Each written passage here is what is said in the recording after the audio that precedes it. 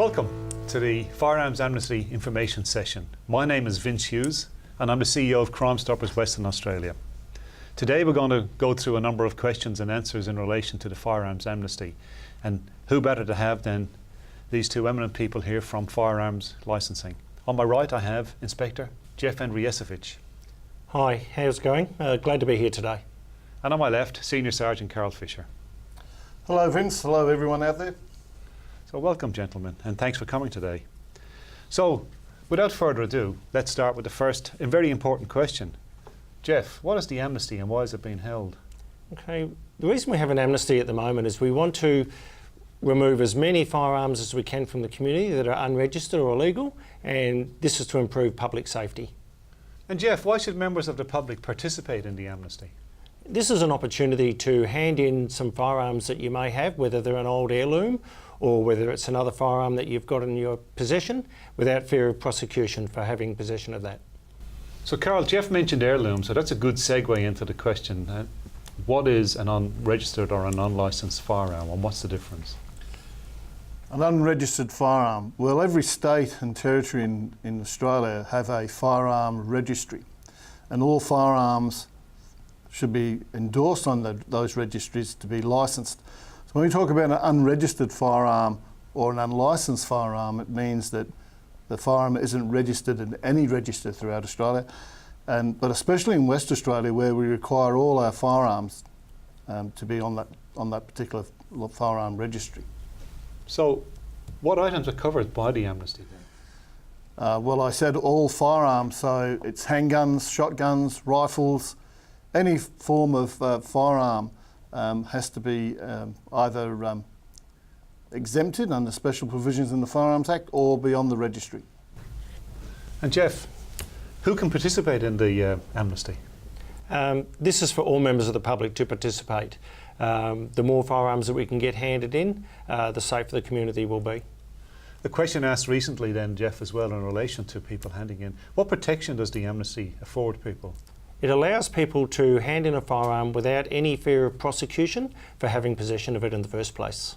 So Carl, maybe you may be able to answer another important question. What will happen if a person is found in possession of a firearm after the amnesty? Okay, if a person is found in possession of a firearm after the amnesty, it means that police have gone out and completed inquiries, knocked on doors and found the firearm in somebody's possession. They are not covered by the amnesty, and the appropriate action will be taken by way of prosecution. So you recommend people to hand them in now during this amnesty? Yeah. I certainly do. Look, this is the opportunity for people to hand in firearms and get those firearms out of our communities and to ensure that our communities are safe. So I really request people to hand those firearms in. So people come across firearms in a house, Jeff, or somewhere. Where do they hand these firearms in? The firearms can be handed into any police station. If you're in the remote communities, even the multi-function centres, it's best if you give the police a call first before you attend though.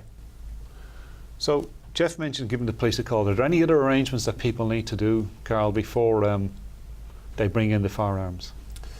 Yes, well, certainly we give the police a call because nothing more daunting than having somebody walk up to your police station with a firearm. So we would recommend that after that call, you unload the firearm, if you know what you're doing, of course. You remove the bolt or any other way you can disarm the firearm. Wrap the firearm up in a blanket if you haven't got an actual firearm bag to put it in, and just try and make it as inconspicuous as you can so you're not attracting attention to the public. So if I can just add a little bit to that. Yeah, go ahead. If someone knows you've got a firearm in the house and you don't know anything about guns, what you may do is call 131 444 and talk to the police. So if you didn't know how to make it safe or secure, they can come out and assist with that process. So a member of the public has a firearms in their house and they become kind of attached to the firearm, but it's unlicensed. What will happen to that firearm when it's handed in? There's a couple of things that can happen. If they want to re-register, they'll register that firearm in the first place, or they want a family member to register it. They hand it in to the police under the amnesty and just let them know at the time that that's what you want to do, and you can go through the registration process. If they don't want to, it's just handed in for destruction, they'll be sent off to Perth and be destroyed. And another option is some of these old firearms that we're getting, or historical, they can be made innocuous and be kept as a keepsake. So that's interesting. So people actually have an option then. They can actually have that gun back by registering it as well if it's appropriate to do so. Yeah, yes, they can. Okay. So, Jeff, I'll stick with you on this one. Have you had any interesting items or firearms handed in during this amnesty?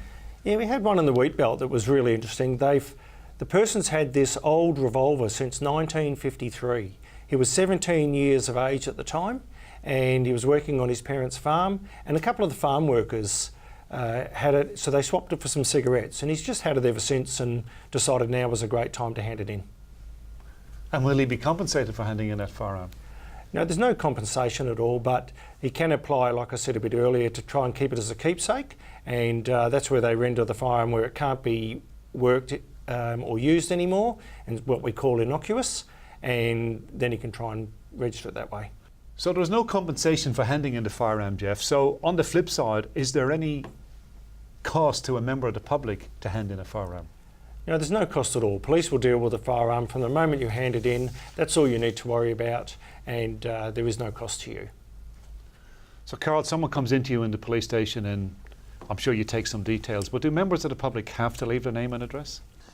Vince, there's no requirement for the person to leave details, but we do ask that they at least leave us a name. We have to account where the property came from, and it's nice to have a name to put it to. And there's no reason for a person not leaving their details. The amnesty is, as it says, they have no fear of prosecution for having that firearm.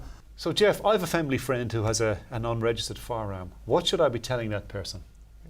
The amnesty is actually about public safety. This is the awareness to get these illegal or unregistered firearms off the street. I'd encourage them to go to the police station and hand it in, or you can hand it in yourself. Brilliant, brilliant. It's easy enough then. So Jeff, just before we started this conversation, you mentioned there was a survey that you would like people to fill in. Can you explain a little bit more about that survey? For people handing in firearms under the amnesty, there's about 5 to 6 questions. It's anonymous. We'd like you just to fill that in if you can to help us with a bit of extra information. Thank you. Thank you very much. And Carl, would you like to finish off with anything? Yes, I'd just like to encourage everybody to get those firearms in. It's for community safety, and I'd like to thank you today, Vince, and thank you everyone. And Jeff, you've got something to add. Yeah, the amnesty has been very successful so far. On average, we're having 70 to 80 firearms handed in per week and about 4,000 rounds of ammunition. So I'd like to see that success continue and more firearms come in. And from a Crime Stoppers point of view, I'd like to encourage you to hand in those firearms. Remember, don't risk those firearms falling into the wrong hands. Thank you, gentlemen, for your time today, and thank you for joining us.